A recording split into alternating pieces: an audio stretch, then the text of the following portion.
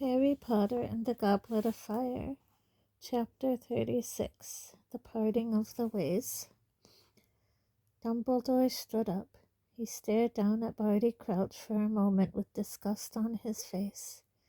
Then he raised his wand once more, and ropes flew out of it, ropes which twisted themselves around Barty Crouch, binding him tightly. He turned to Professor McGonagall. Minerva, could I ask you to stand guard here while I take Harry upstairs? Of course, said Professor McGonagall. She looked slightly nauseous, as though she had just watched someone being sick. However, when she drew out her wand and pointed it at Barty Crouch, her hand was quite steady. Severus, Dumbledore turned to Snape, please tell Madame Pomfrey to come down here. We need to get Alastor Moody into the hospital wing. Then go down into the grounds, find Cornelius Fudge, and bring him up to this office. He will undoubtedly want to question Crouch himself. Tell him I will be in the hospital wing in half an hour's time if he needs me. Snape nodded silently and swept out of the room. Harry, Dumbledore said gently. Harry got up and swayed again, the pain in his leg, which he had not noticed all the time he had listened to Crouch, now returned in full measure. He also realized that he was shaking. Dumbledore gripped his arm and helped him out into the dark corridor. I want you to come up to my office first, Harry, he said quietly as they headed up the passageway. Sirius is waiting for us there. Harry nodded. A kind of numbness and a sense of complete unreality were upon him, but he did not care. He was even glad of it. He didn't want to have to think about anything that had happened since he had first touched the Triwizard Cup. He didn't want to have to examine the memories, fresh and sharp as photographs, which kept flashing across his mind. Mad-Eye Moody inside the trunk. Wormtail slumped on the ground, cradling his stump of an arm. Voldemort rising from the steaming cauldron. Cedric, dead. Cedric, asking to be returned to his parents. Professor, Harry mumbled, where are Mr. and Mrs. Diggory? They are with Professor Sprout, said Dumbledore. His voice, which had been so calm throughout the interrogation of Barty Crouch, shook very slightly for the first time. She was head of Cedric's house and knew him best. They had reached the stone gargoyle. Dumbledore gave the password. It sprang aside, and he and Harry went up the moving spiral staircase to the oak door. Dumbledore pushed it open. Sirius was standing there. His face was white and gaunt as it had been when he had escaped Azkaban. In one swift moment he had crossed the room. Harry, are you all right? I knew it. I knew something like this. What happened? His hands shook as he helped Harry into a chair in front of the desk. What happened? He asked more urgently. Dumbledore began to tell Sirius everything Barty Crouch had said. Harry was only half listening. So tired, every bone in his body was aching. He wanted nothing more than to sit here undisturbed for hours and hours until he fell asleep and didn't have to think or feel any more. There was a soft rush of wings. Fawkes the Phoenix had left his perch, flown across the office, and landed on Harry's knee. Lo, Fawkes, said Harry quietly. He stroked the phoenix's beautiful scarlet and gold plumage. Fawkes blinked peacefully up at him. There was something comforting about his warm weight. Dumbledore had stopped talking. He sat down opposite Harry, behind his desk. He was looking at Harry, who avoided his eyes. Dumbledore was going to question him. He was going to make Harry relive everything. I need to know what happened after you touched the port key in the maze, Harry, said Dumbledore. We can leave that till morning, can't we, Dumbledore? Said Sirius harshly. He had put a hand on Harry's shoulder. Let him have a sleep. Let him rest. Harry felt a rush of gratitude towards Sirius, but Dumbledore took no notice of Sirius's words. He leaned forward towards Harry. Very unwillingly, Harry raised his head and looked into those blue eyes. If I thought I could help you, Dumbledore said gently, by putting you into an enchanted sleep and allowing you to postpone the moment when you would have to think about what has happened tonight, I would do it.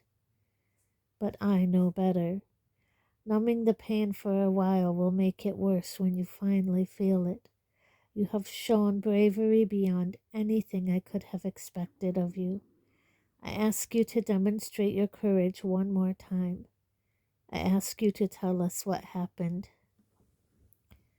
The phoenix let out one soft, quavering note. It shivered in the air, and Harry felt as though a drop of hot liquid had slipped down his throat into his stomach, warming him and strengthening him.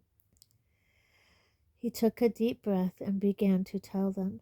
As he spoke, visions of everything that had passed that night seemed to rise before his eyes. He saw the sparkling surface of the potion which had revived Voldemort.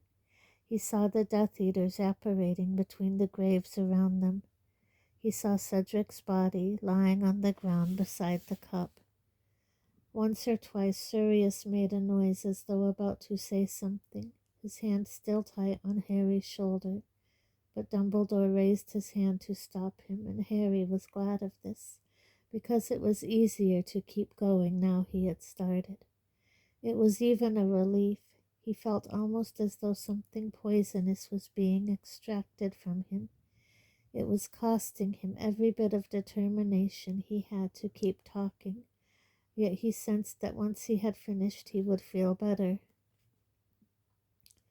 When Harry told of Wormtail piercing his arm with the dagger, however, Sirius let out a vehement exclamation, and Dumbledore stood up so quickly that Harry started. Dumbledore walked around the desk and told Harry to stretch out his arm. Harry showed them both the place where his robes were torn and the cut beneath them. He said my blood would make him stronger than if he'd used someone else's, Harry told Dumbledore. He said the protection my mother left in me, he'd have it too, and he was right. He could touch me without hurting himself. He touched my face. For a fleeting instant, Harry thought he saw a gleam of something like triumph in Dumbledore's eyes. But next second, Harry was sure he had imagined it, for when Dumbledore had returned to his seat behind the desk, he looked as old and weary as Harry had ever seen him. Very well, he said, sitting down again. Voldemort has overcome that particular barrier. Harry, continue, please. Harry went on. He explained how Voldemort had emerged from the cauldron and told them all he could remember of Voldemort's speech to the Death Eaters. Then he told how Voldemort had untied him, returned his wand to him, and prepared to duel. But when he reached the part where the golden beam of light had connected his and Voldemort's wands, he found his throat obstructed. He tried to keep talking, but the memories of what had come out of Voldemort's wand were flooding into his mind.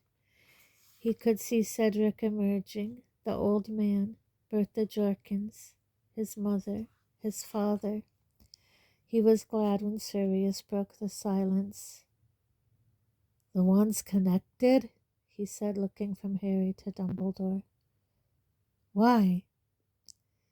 Harry looked up again at Dumbledore, on whose face there was an arrested look. Priori incantatem, he muttered. His eyes gazed into Harry's, and it was almost as though an invisible beam of understanding shot between them. The reverse spell effect? Said Sirius sharply. Exactly, said Dumbledore. Harry's wand and Voldemort's wand share cores. Each of them contains a feather from the tail of the same phoenix. This phoenix, in fact, he added, and he pointed at the scarlet and gold bird perching peacefully on Harry's knee. My wand's feather came from Fox? Harry said, amazed. Yes, said Dumbledore. Mr. Ollivander wrote to tell me you had bought the second wand the moment you left his shop 4 years ago. So what happens when a wand meets its brother? Said Sirius. They will not work properly against each other, said Dumbledore. If, however, the owners of the wands force the wand to do battle, a very rare effect will take place. One of the wands will force the other to regurgitate spells it has performed, in reverse, the most recent first, and then those which preceded it. He looked interrogatively at Harry, and Harry nodded. Which means, said Dumbledore slowly, his eyes upon Harry's face, that some form of Cedric must have reappeared. Harry nodded again. Diggory came back to life? Said Sirius sharply. No spell can reawaken the dead, said Dumbledore heavily. All that would have happened is a kind of reverse echo. A shadow of the living Cedric would have emerged from the wand. Am I correct, Harry? He spoke to me, Harry said. He was suddenly shaking again. The ghost Cedric, or whatever he was, spoke. An echo, said Dumbledore, which retained Cedric's appearance and character. I'm guessing other such forms appeared, less recent victims of Voldemort's wand. An old man, Harry said, his throat still constricted. Bertha Jorkins and... Your parents? Said Dumbledore quietly. Yes, said Harry. Sirius's grip on Harry's shoulder was now so tight it was painful. The last murders the wand performed, said Dumbledore, nodding, in reverse order. More would have appeared, of course, had you maintained the connection. Very well, Harry. These echoes, these shadows, what did they do? Harry described how the figures which had emerged from the wand had prowled the edges of the golden web, how Voldemort had seemed to fear them, how the shadow of Harry's father had told him what to do, how Cedric's had made its final request. At this point Harry found he could not continue. He looked around at Sirius and saw that he had his face in his hands. Harry suddenly became aware that Fox had left his knee. The phoenix had fluttered to the floor. It was resting its beautiful head against Harry's injured leg, and thick, pearly tears were falling from its eyes onto the wound left by the spider. The pain vanished, the skin mended. His leg was repaired.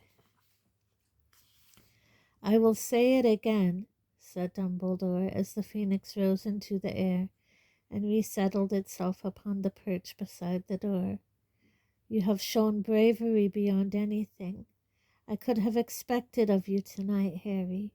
You have shown bravery equal to those who died fighting Voldemort at the height of his powers. You have shouldered a grown wizard's burden and found yourself equal to it. And you have now given us all that we have a right to expect. You will come with me to the hospital wing. I do not want you returning to the dormitory tonight. A sleeping potion and some peace. Sirius, would you like to stay with him? Sirius nodded and stood up. He transformed back into the great black dog and walked with Harry and Dumbledore out of the office, accompanying them down a flight of stairs to the hospital wing. When Dumbledore pushed open the door, Harry saw Mrs. Weasley, Bill, Ron, and Hermione grouped around a harassed-looking Madame Pomfrey. They appeared to be demanding to know where Harry was and what had happened to him. All of them whipped around as Harry, Dumbledore, and the black dog entered, and Mrs. Weasley let out a kind of muffled scream. Harry! Oh, Harry! She started to hurry towards him, but Dumbledore moved between them. "Molly," he said, holding up a hand, "please listen to me for a moment. Harry has been through a terrible ordeal tonight. He has just had to relive it for me. What he needs now is sleep and peace and quiet. If he would like you all to stay with him," he added, looking around at Ron, Hermione, and Bill too, "you may do so. But I do not want you questioning him until he is ready to answer, and certainly not this evening." Mrs. Weasley nodded. She was very white. She rounded on Ron, Hermione, and Bill as though they were being noisy and hissed, "Did you hear? He needs quiet." "Headmaster," said Madame Pomfrey, staring at the great black dog that was serious, "may I ask what—" "This dog will be remaining with Harry for a while," said Dumbledore simply. "I assure you he is extremely well trained. Harry, I will wait while you get into bed." Harry felt an immense, inexpressible sense of gratitude to Dumbledore for asking the others not to question him. It wasn't as though he didn't want them there, but the thought of explaining it all over again, the idea of reliving it one more time, was more than he could stand. "I will be back to see you as soon as I have met with Fudge, Harry," said Dumbledore. "I would like you to remain here tomorrow until I have spoken to the school." He left. As Madame Pomfrey led Harry to a nearby bed, he caught sight of the real Moody lying motionless in a bed at the far end of the room. His wooden leg and magical eye were lying on the bedside table. "Is he okay?" Harry asked. "He'll be fine," said Madame Pomfrey, giving Harry some pajamas and pulling screens around him. He took off his robes, pulled on the pajamas, and got into bed. Ron, Hermione, Bill, Mrs. Weasley, and the black dog came around the screen and settled themselves in chairs on either side of him. Ron and Hermione were looking at him almost cautiously, as though scared of him. "I'm all right," he told them. "Just tired." Mrs. Weasley's eyes filled with tears as she smoothed his bed covers unnecessarily. Madame Pomfrey, who had bustled off to her office, returned holding a goblet and a small bottle of some purple potion. "You'll need to drink all of this, Harry," she said. "It's a potion for dreamless sleep." Harry took the goblet and drank a few mouthfuls. He felt himself becoming drowsy at once. Everything around him became hazy. The lamps around the hospital wing seemed to be winking at him in a friendly way through the screen around his bed. His body felt as though it was sinking deeper into the warmth of the feather mattress. Before he could finish the potion, before he could say another word, his exhaustion had carried him off to sleep. Harry woke up so warm, so very sleepy that he didn't open his eyes, wanting to drop off again. The room was still dimly lit. He was sure it was still nighttime, and had a feeling that he couldn't have been asleep very long. Then he heard whispering around him. "They'll wake him if they don't shut up." "What are they shouting about? Nothing else can have happened, can it?" Harry opened his eyes blearily. Someone had removed his glasses. He could see the fuzzy outlines of Mrs. Weasley and Bill close by. Mrs. Weasley was on her feet. "That's Fudge's voice," she whispered. "And that's Minerva McGonagall's, isn't it? But what are they arguing about?" Now Harry could hear them too, people shouting and running towards the hospital wing. "Regrettable, but all the same, Minerva," Cornelius Fudge was saying loudly. "You should never have brought it inside the castle," yelled Professor McGonagall. "When Dumbledore finds out—" Harry heard hospital doors burst open, unnoticed by any of the people around his bed, all of whom were staring at the door as Bill pulled back the screens. Harry sat up and put his glasses back on. Fudge came striding up the ward. Professors McGonagall and Snape were at his heels. "Where's Dumbledore?" Fudge demanded of Mrs. Weasley. "He's not here," said Mrs. Weasley angrily. "This is a hospital wing, Minister. Don't you think you'd be better to—" But the door opened and Dumbledore came sweeping up the ward. "What has happened?" said Dumbledore sharply, looking from Fudge to Professor McGonagall. "Why are you disturbing these people? Minerva, I'm surprised at you. I asked you to stand guard over Barty Crouch." "There is no need to stand guard over him any more, Dumbledore," she shrieked. "The Minister has seen to that." Harry had never seen Professor McGonagall lose control like this. There were angry blotches of color in her cheeks. Her hands were balled into fists. She was trembling with fury. "When we told Mr. Fudge that we had caught the Death Eater responsible for tonight's events," said Snape in a low voice, "he seemed to feel his personal safety was in question. He insisted on summoning a Dementor to accompany him into the castle. He brought it up to the office where Barty Crouch—" "I told him you would not agree, Dumbledore," stormed Professor McGonagall. "I told him you would never allow Dementors to set foot inside the castle, but—" "My dear woman," roared Fudge, who likewise looked angrier than Harry had ever seen him, "as Minister for Magic, it is my decision whether I wish to bring protection with me when interviewing a possibly dangerous—" But Professor McGonagall's voice drowned Fudge's. "The moment that thing entered the room," she screamed, pointing at Fudge, trembling all over, "it swooped down on Crouch and—" Harry felt a chill in his stomach as Professor McGonagall struggled to find words to describe what had happened. He did not need her to finish her sentence.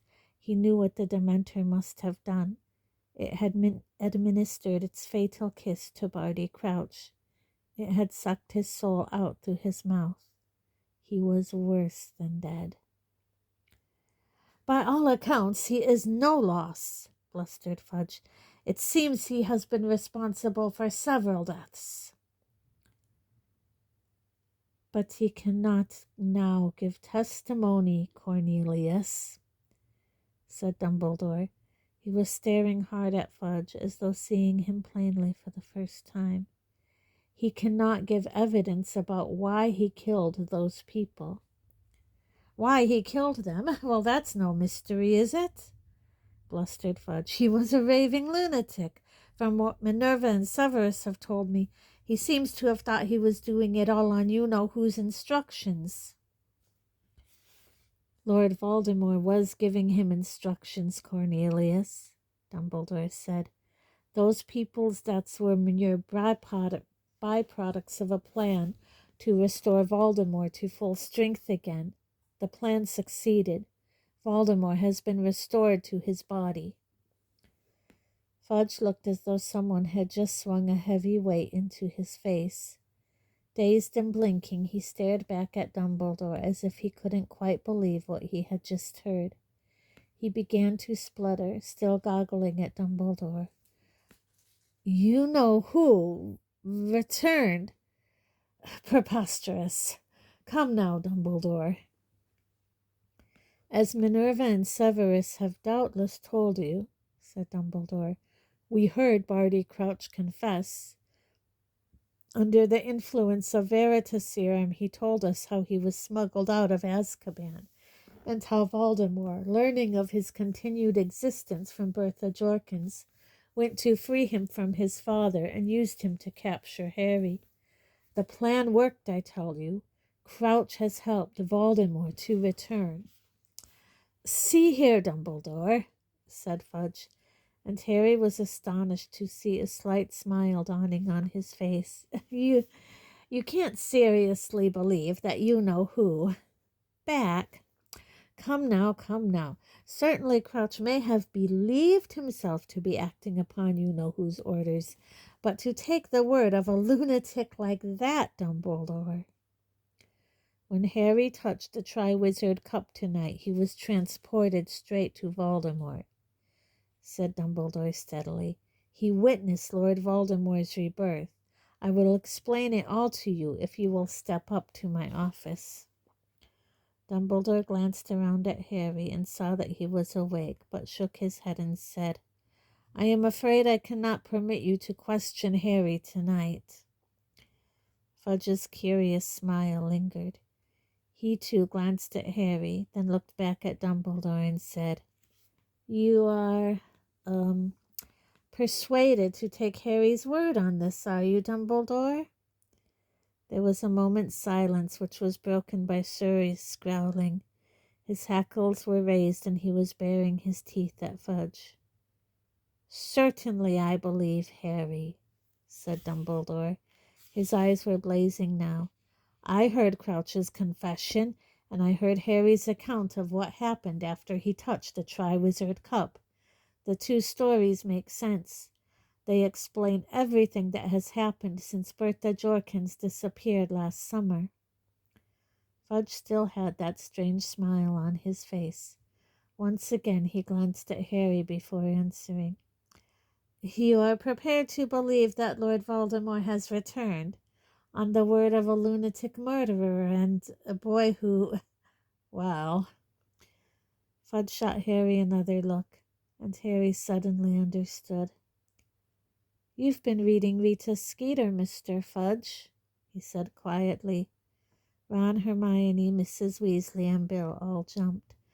None of them had realized that Harry was awake. Fudge reddened slightly, but a defiant and obstinate look came over his face. "And if I have," he said, looking at Dumbledore, "if I have discovered that you've been keeping certain facts about the boy very quiet, a Parselmouth, eh? And having funny turns all over the place." "I assume that you are referring to the pains Harry has been experiencing in his scar," said Dumbledore coolly. "You admit that he has been having these pains, then?" said Fudge quickly. "Headaches? Nightmares? Possibly hallucinations?" "Listen to me, Cornelius," said Dumbledore, taking a step towards Fudge, and once again he seemed to radiate that indefinable sense of power that Harry had felt after Dumbledore had stunned young Crouch. "Harry is as sane as you or I. That scar upon his forehead has not addled his brains. I believe it hurts him when Lord Voldemort is close by or feeling particularly murderous." Fudge had taken half a step back from Dumbledore, but he looked no less stubborn.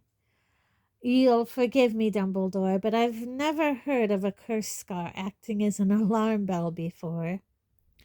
"Look, I saw Voldemort come back," Harry shouted.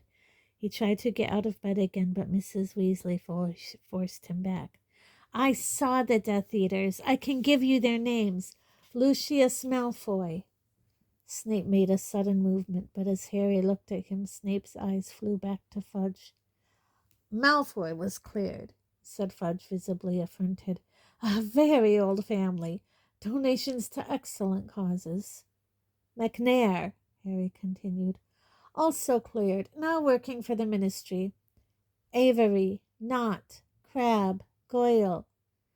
"You are merely repeating the names of those who were acquitted of being Death Eaters 13 years ago," said Fudge angrily. "You could have found those names in old reports of the trials. For heaven's sake, Dumbledore, the boy was full of some crackpot story at the end of last year, too. His tales are getting taller, and you're still swallowing them. The boy can talk to snakes, Dumbledore, and you still think he's trustworthy?" "You fool!" Professor McGonagall cried. "Cedric Diggory, Mr. Crouch, these deaths were not the random work of a lunatic."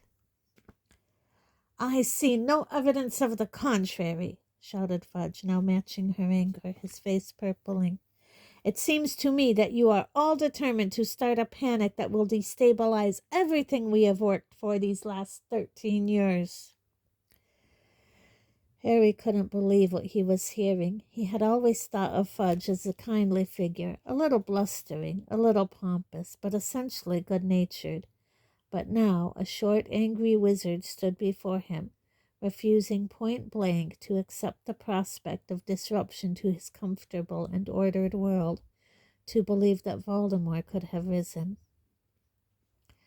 Voldemort has returned, Dumbledore repeated. If you accept that fact straight away, Fudge, and take the necessary measures, we may still be able to save the situation. The first and most essential step is to remove Azkaban from the control of the Dementors. Preposterous! Shouted Fudge again. Remove the Dementors? I'd be kicked out of office for suggesting it. Half of us only feel safe in our beds at night because we know the Dementors are standing guard at Azkaban. The rest of us sleep less soundly in our beds, Cornelius, knowing that you have put Lord Voldemort's most dangerous supporters in the care of creatures who will join him the moment he asks them, said Dumbledore. They will not remain loyal to you, Fudge. Voldemort can offer them much more scope for their powers and their pleasures than you can. With the Dementors behind him and his old supporters returned to him, you will be hard-pressed to stop him regaining the sort of power he had 13 years ago. Fudge was opening and closing his mouth as though no words could express his outrage. The second step you must take, and at once, Dumbledore pressed on, is to send envoys to the giants. Envoys to the giants?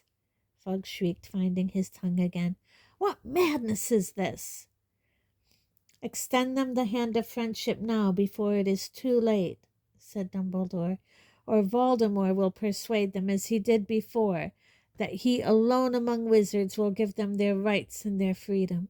You can't be serious, Fudge gasped, shaking his head and retreating further from Dumbledore.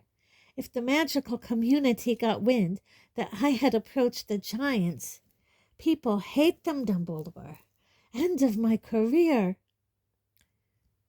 You are blinded, said Dumbledore, his voice rising now, the aura of power around him palpable, his eyes blazing once more.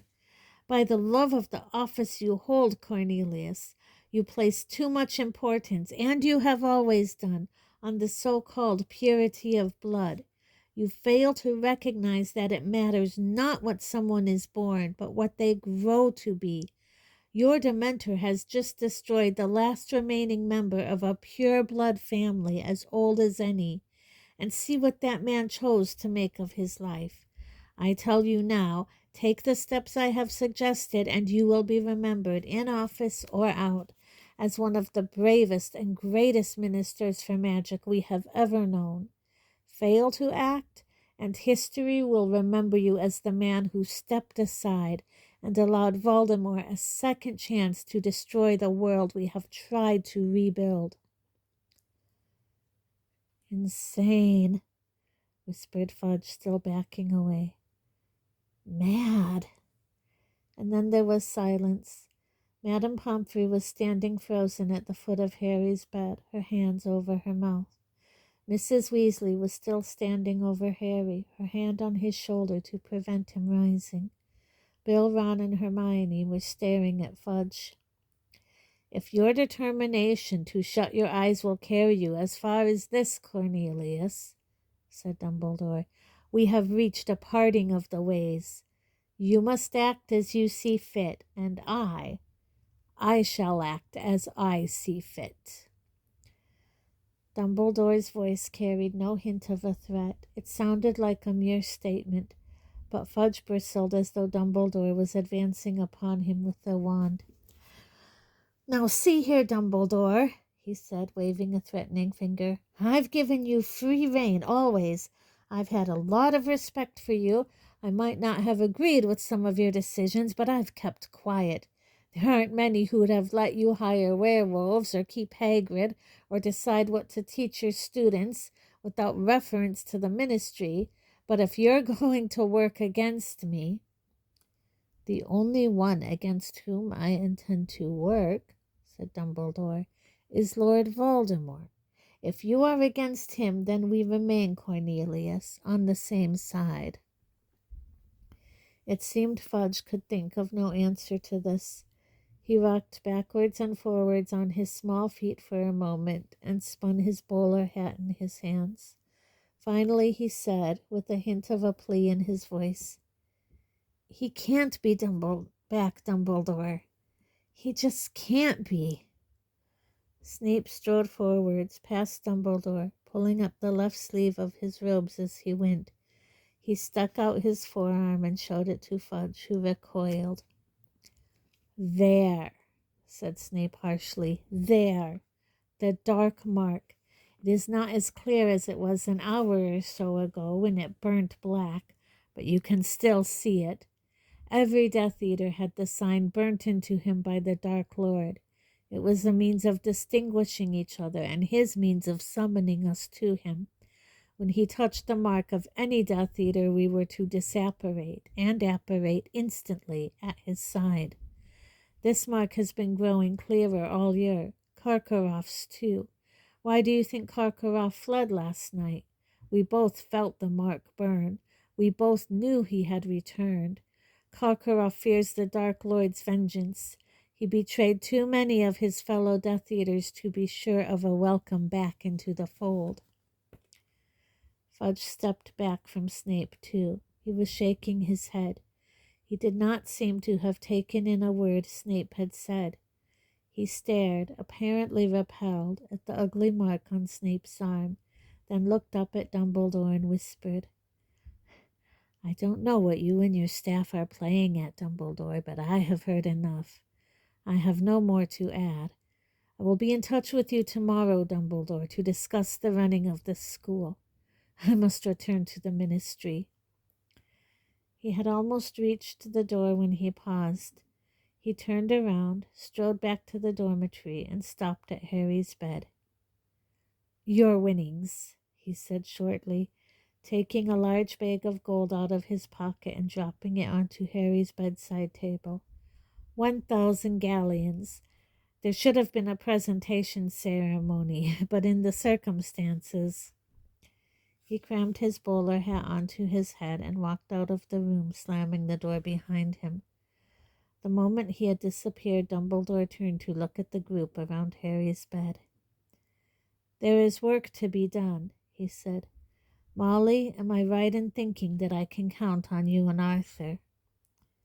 "Of course you can," said Mrs. Weasley. She was white to the lips, but she looked resolute. "He knows what fudge is. It's Arthur's fondness for muggles that has held him back at the ministry all these years. Fudge thinks he lacks proper wizarding pride." "Then I need to send a message to him," said Dumbledore. "All those that we can persuade of the truth must be notified immediately, and Arthur is well placed to contact those at the ministry who are not as short-sighted as Cornelius." "I'll go to Dad," said Bill, standing up. "I'll go now." "Excellent," said Dumbledore. "Tell him what has happened. Tell him I will be in direct contact with him shortly. He will need to be discreet, however, if Fudge thinks I am interfering at the ministry." "Leave it to me," said Bill. He clapped a hand on Harry's shoulder, kissed his mother on the cheek, pulled on his cloak, and strode quickly from the room. "Minerva," said Dumbledore, turning to Professor McGonagall, "I want to see Hagrid in my office as soon as possible. Also, if she will consent to come, Madame Maxime." Professor McGonagall nodded and left without a word. "Poppy," Dumbledore said to Madame Pomfrey, "would you be very kind and go down to Professor Moody's office, where I think you will find a house elf called Winky in considerable distress. Do what you can for her and take her back to the kitchens. I think Dobby will look after her for us." "Yes, very well," said Madame Pomfrey, looking startled, and she too left. Dumbledore made sure that the door was closed and that Madame Pomfrey's footsteps had died away before he spoke again. "And now," he said, "it is time for two of our number to recognize each other for what they are. Sirius, if you could resume your usual form." The great dog looked up at Dumbledore, then, in an instant, turned back into a man. Mrs. Weasley screamed and leaped back from the bed. "Sirius Black!" she shrieked, pointing at him. "Mom, shut up!" Ron yelled. "It's okay." Snape had not yelled or jumped backwards, but the look on his face was one of mingled fury and horror. "Him!" he snarled, staring at Sirius, whose face showed equal dislike. "What is he doing here?" "He is here at my invitation," said Dumbledore, looking between them. "As are you, Severus. I trust you both. It is time for you to lay aside your old differences and trust each other." Harry thought Dumbledore was asking for a near miracle. Sirius and Snape were eyeing each other with the utmost loathing. "I will settle in the short term," said Dumbledore, with a bite of impatience in his voice, "for a lack of open hostility. You will shake hands. You are on the same side now. Time is short, and unless the few of us who know the truth and stand united, there is no hope for any of us." Very slowly, but still glaring at each other, as though each wished the other nothing but ill, Sirius and Snape moved towards each other and shook hands. They let go extremely quickly. "That will do to be going on with," said Dumbledore, stepping between them once more. "Now I have work for each of you. Fudge's attitude, though not unexpected, changes everything. Sirius, I need you to set off at once. You are to alert Remus Lupin, Arabella Figg, Mundungus Fletcher, the old crowd. Lie low at Lupin's for a while. I will contact you there." "But," said Harry. He wanted Sirius to stay. He did not want to say goodbye again so quickly. "You'll see me very soon, Harry," said Sirius, turning to him. "I promise you. But I must do what I can. You understand, don't you?" "Yeah," said Harry. "Yeah, of course I do." Sirius grasped his hand briefly, nodded to Dumbledore, transformed again into the black dog, and ran the length of the room to the door, whose handle he turned with a paw. Then he was gone. "Severus," said Dumbledore, turning to Snape, "you know what I must ask you to do. If you are ready, if you are prepared." "I am," said Snape. He looked slightly paler than usual, and his cold black eyes glittered strangely. "Then good luck," said Dumbledore, and he watched, with a trace of apprehension on his face, as Snape swept wordlessly after Sirius. It was several minutes before Dumbledore spoke again. "I must go downstairs," he said finally. "I must see the Diggories. Harry, take the rest of your potion. I will see all of you later." Harry slumped back against his pillows as Dumbledore disappeared. Hermione, Ron, and Mrs. Weasley were all looking at him. None of them spoke for a very long time. "You've got to take the rest of your potion, Harry," Mrs. Weasley said at last. Her hand nudged the sack of gold on his bedside cabinet as she reached for the bottle and the goblet. "You have a good long sleep. Try and think about something else for a while. Think about what you're going to buy with your winnings." "I don't want that gold," said Harry in an expressionless voice. "You have it. Anyone can have it. I shouldn't have won it. It should have been Cedric's." The thing against which he had been fighting on and off ever since he had come out of the maze was threatening to overpower him. He could feel a burning, prickling feeling in the inner corners of his eyes. He blinked and stared up at the ceiling. "It wasn't your fault, Harry," Mrs. Weasley whispered. "I told him to take the cup with me," said Harry. Now the burning feeling was in his throat, too. He wished Ron would look away. Mrs. Weasley set the potion down on the bedside cabinet, bent down, and put her arms around Harry. He had no memory of ever being hugged like this, as though by a mother. The full weight of everything he had seen that night seemed to fall in upon him as Mrs. Weasley held him to her. His mother's face, his father's voice, the sight of Cedric dead on the ground, all started spinning in his head until he could hardly bear it, until he was screwing up his face against the howl of misery fighting to get out of him. There was a loud slamming noise, and Mrs. Weasley and Harry broke apart. Hermione was standing by the window. She was holding something tight in her hand. "Sorry," she whispered. "Your potion, Harry," said Mrs. Weasley quickly, wiping her eyes on the back of her hand. Harry drank it in one. The effect was instantaneous. Heavy, irresistible waves of dreamless sleep broke over him. He fell back onto his pillows and thought no more.